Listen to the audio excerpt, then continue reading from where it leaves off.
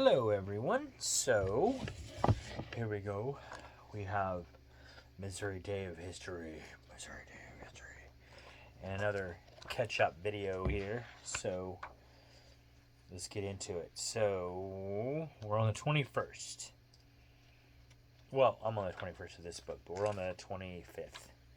So, today's the 25th. So, we're going to get caught up here. Says William T. Sherman. This is for the 21st. We are going back to 1891. William T. Sherman is buried in the largest funeral procession in St. Louis history. This was the former commanding general of the U.S. Army. He was brought back to St. Louis to be buried at the Calvary Cemetery after his death in New York. Sherman was first moved to St. Louis first in 1850 with his new wife, but he moved during the war. After his service, Sherman moved back to St. Louis until President Ulysses S. Grant appointed him the general commander of the U.S. Army.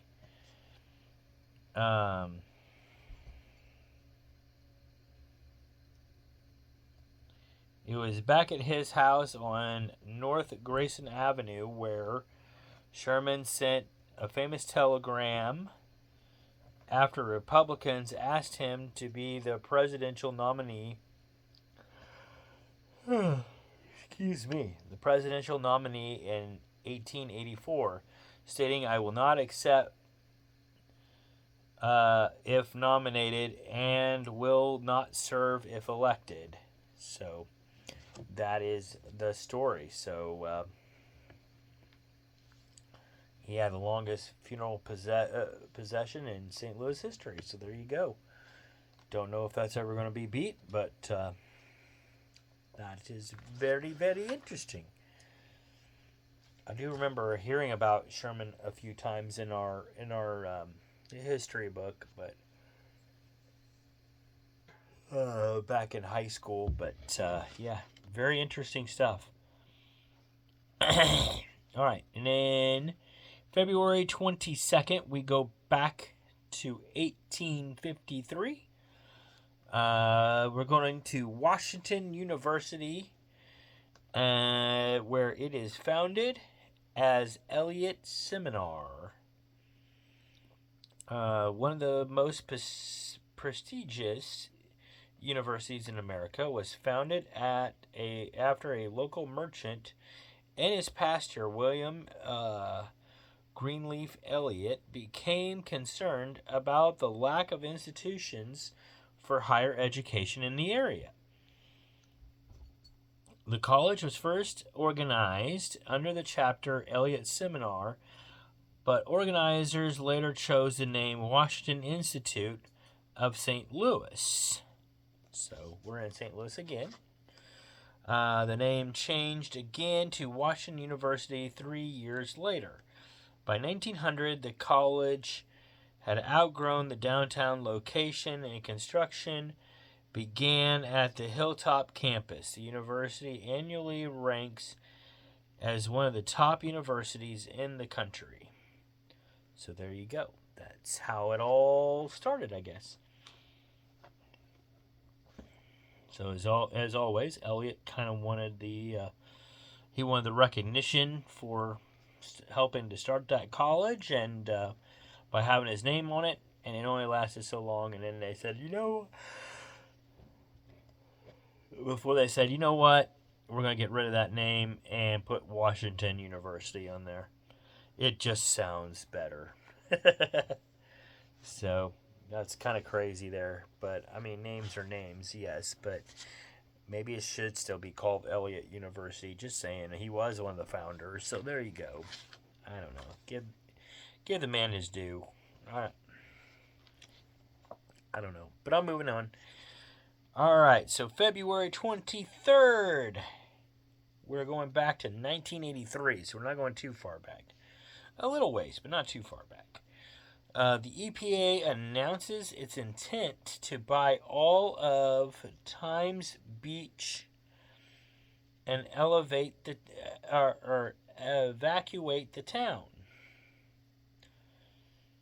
Times Beach is a resort near the Merrimack River.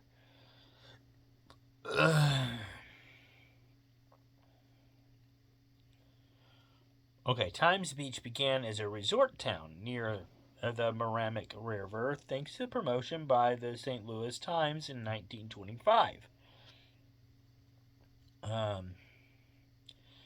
If you purchase a subscription, you could buy a piece of land.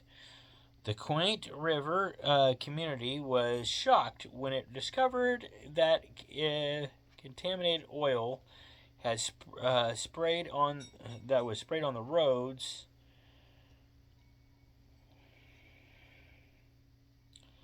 In 1972, the EPA concluded that dioxin covered all over the land,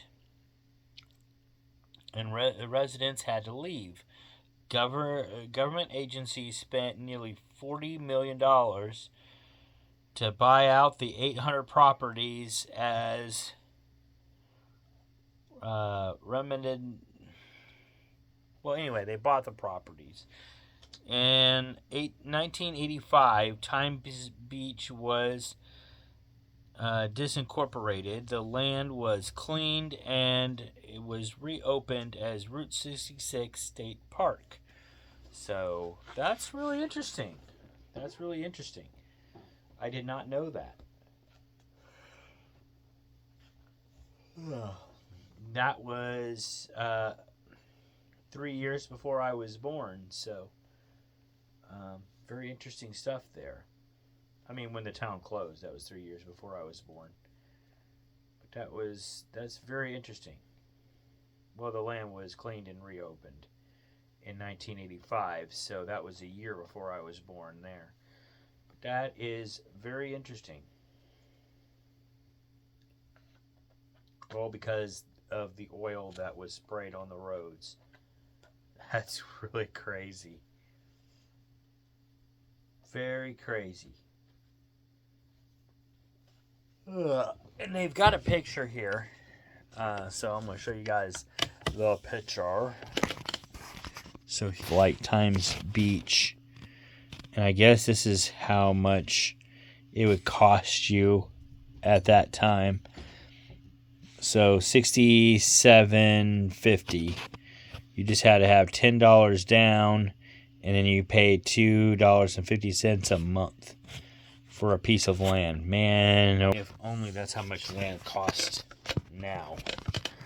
I think a lot of us would be really happy with that if we could get a piece of land for that much money. But that's crazy.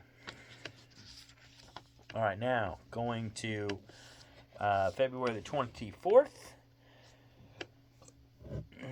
We gotta go back to 1853. Lindenwood is charted as a women's college. Lindenwood. All right. So one of the fastest growing universities in the country had humble beginning as the second college west of the Mississippi River. The University of St. Charles was incorporated by a special act of the Missouri legislature as the Lindenwood College for Women, making it the oldest women's college in the West.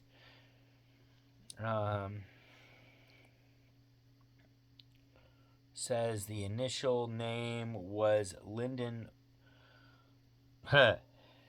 Really? Because the Lindenwood is all one word now, but at the time, the initial name was Lindenwood. So Linden and then two separate words, basically. Whereas now we know it as all one word. So there you go. And it was named after the linden trees that are on campus. So because of the trees, we call it Lindenwood. Okay, fair enough. We named it after the trees. All right, and the college saw a spectacular growth in 1989 when Denise Spellman became the campus president and is now ranked as one of the finest colleges in the Midwest. In 1977, the college officially changed its name to Lindenwood University. So, Lindenwood, all one word. They did that in 1997 because we're going to keep things simple. We're going to make it easy for you. It's two separate words. We don't need two separate words. Let's just put them together. Makes it easier, right? I don't know. Sounds crazy, but that's the way it is. That's the way it is. All right, and we've got a picture. It says this is a picture of Lindenwood College here. I just see Lindenwood trees. So there you go. There's the trees, the famous trees this universe named after. So there you go. There you go.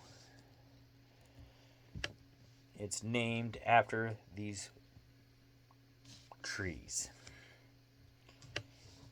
I think you should just call it Tree University and be done with it. What do y'all call it? Tree University. Alright, guys, and then the last thing here. So now I'm all caught up. We're now on February 25th. So now we're on today. So now we're going back to 1976. First rides given on the Screaming Eagle. It's a roller coaster, by the way. That's in Six Flags.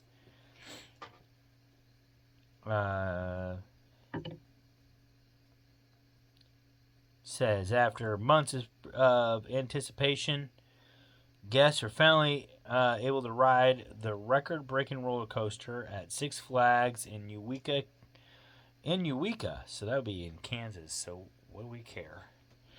But anyway, this event took on national interest of the as the music. Oh goodness! This event took on national interest as the amusement park unveiled a ride that changed the future of roller coasters. The Screaming Eagle was built the tallest, longest, and fastest roller coaster in existence, traveling at 62 miles per hour. It opened to the public on April the 10th, just in time for the nationwide 1976 bicentennial celebrations. It was designated as Coaster Landmark by the American Coaster Enthusiast on June 21st, 2016. And I know it's Eureka. It's Eureka, Missouri, I guess. Well, I would say anyway. So Eureka, Missouri, not Eureka, Arkansas or whatever. But anyway, or Eureka Springs, Arkansas, I guess would be them. So this is just Eureka. So, but yeah, I'm pretty sure Eureka is right around St. Louis or whatever. That's where Six Flags is. I know where Six Flags is. But anyway, so that's really cool. So Screaming Eagle at that time was the biggest roller coaster in 1976, and 61 miles an hour. I know the Mamba that was built in at Worlds of Fun in Kansas City. There for a while, that was the biggest roller coaster and the fastest. Of course, it's been beat since it's been built. It's no longer the fastest or the biggest, but it is still a big, fast roller coaster. I forget how tall it is, but it goes 70 miles per hour. So there's that. But yeah. So craziness how they keep building these roller coasters bigger and faster than. Used to be bigger and faster was the way to go. Now it's let's make your feet dangle on the outside. Let's make as many loops as we can on the roller coaster.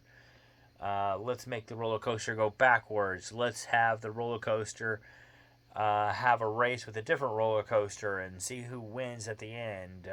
Let's do this. Let's do that. Let's make it look like a movie. Let's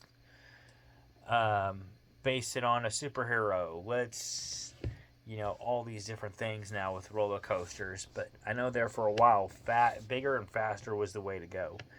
So I guess sometimes it still is. I think they're still trying to make roller coasters bigger and faster than others. So seems to still be a thing they do. So, but anyway, that's all I got for y'all.